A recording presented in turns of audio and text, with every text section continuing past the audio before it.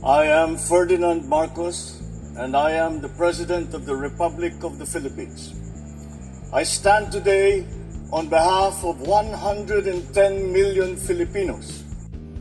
Hello people and hello universe, it's me again guys. Ayan, shoutout po sa mga Pilipino, especially the Marcos loyalists at supporters. Nakikita nyo guys, yung nakikita ko, yan po si Attorney Suplico at si Attorney Tolentino ng SMNI. Alam po natin itong dalawang abogado na ito, sila po yung talagang humarap dito po sa Kongreso kung saan doon sa pagdinig yung hearing tungkol sa franchise at sa mga violation ng SMNI at pag-suspension ng 30 days. So after that, sa mga hearing na yan mga kababayan, nag-file sila ng petition sa korte. Pero ito po ang nangyari mga kababayan. Sad to say, pero ganun talaga.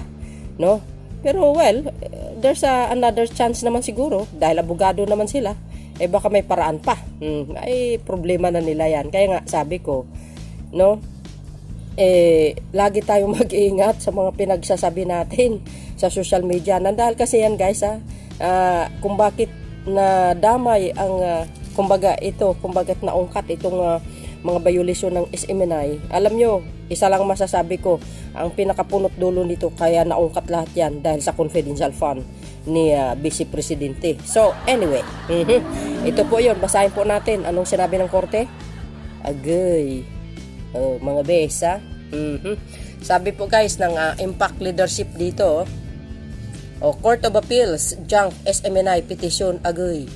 The court said that the petition warrants on outright dismissal because SMNI failed to exhaust all remedies agay, such as filing a motion for reconsideration with the NTC before filing a petition for certiorari prohibition of mandamus. Agay mga kababayan, agay, yan ang sinasabi nga natin ito, ayan kita nyo yan. Agay, Court of Appeals junks SMNI petition. The court. See?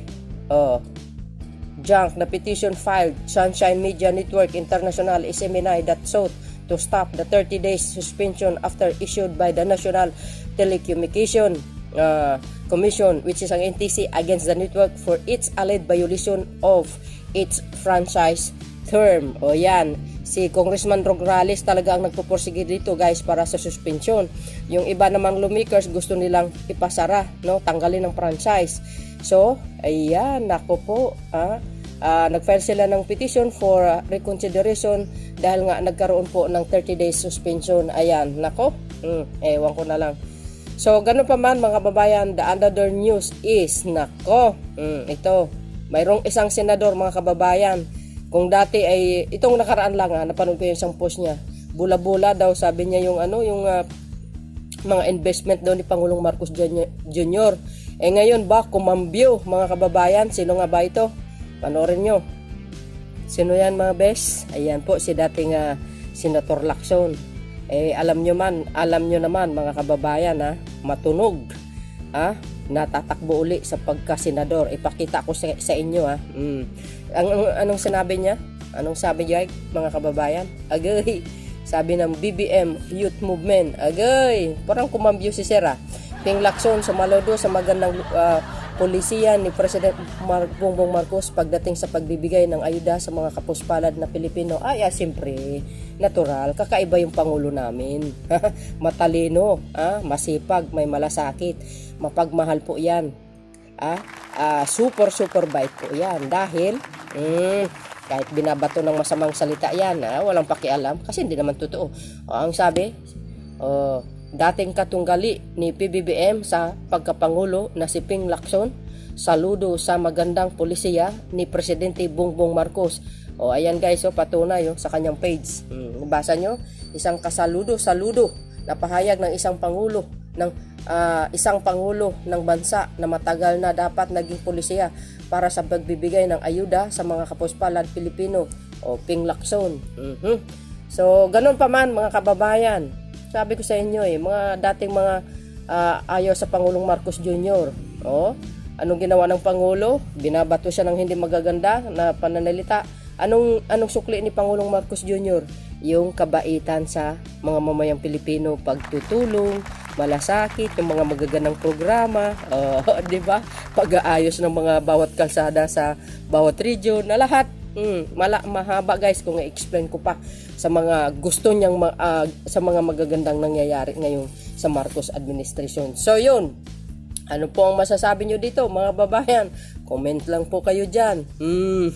Well, anyway, the another news mga kababayan, alam po natin kung itong survey nung nakaraan, nasa top number 1 si dating Pangulong Duterte. Ngayon mga kababayan, nawala na. At kasama po si dating Senador Ping Lacson. Ipakita ko po sa inyo yung listahan po ng tatakbo sa pagkasenador 2025, which is next year yan, ayon po sa Okta Research. Pero guys, sa lahat ng mga Marcos loyalists, alam nyo na po, no? Kung sino po ang ilalaglag natin.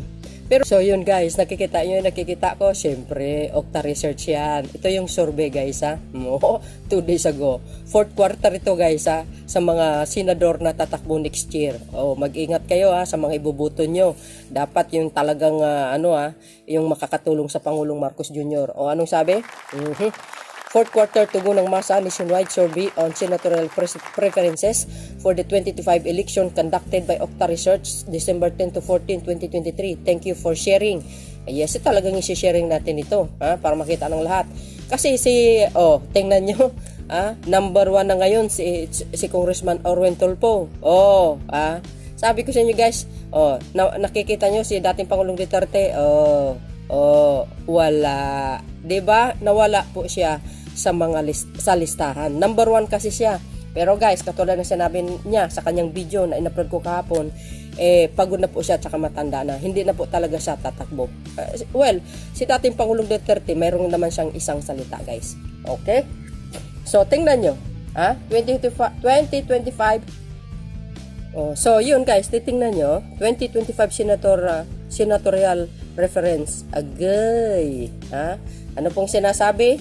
Okta Research Survey yan guys December 10 to 14, 2023. Ang number 1 ngayon si Senator Tulfo, si Senator Tulfo, si Congressman Erwin Tulfo, guys, got 76% guys nakita nyo. Pangalawa si Bongo, 53%. Tito Soto, 48%, Bato de la Rosa, 47%, Aimee Marcos, 42%, Bong Revilla, 35%, Francis Tolentino, 33%, Isko Moreno, 32%, Francis Tolentino, 33%, si Isko, 32%, Ping Lacson, ilan siya? Ayan, guys, 32%, Pia Cayetano, 30%, Manny Pacquiao, kasama si Kamao, 28%, Jijo Mayer Binay, tatakbo uli. 25%, ang last but not the least, si Luto Lapid guys, nakakuha ng 20%. Ayon po yan sa Okta Research. Anong palagayan nyo guys sa mga luma? Nako mga bes, kayo na po ang bahalang mag-isip kung karapat dapat silang bumalik. Sa akin, kung sino pong i-endorse ni Pangulong Marcos Jr., yun ang ibubuto ko. Okay? So yun, ganun pa man mga kababayan, hit the comment section, don't forget to like, hit the button bell para lagi kayong update sa aking mga upload videos. So wala na po ang mga si Pangulong Duterte sa listahan. See you again on my next upload video. Bye and baboos. God bless Philippines!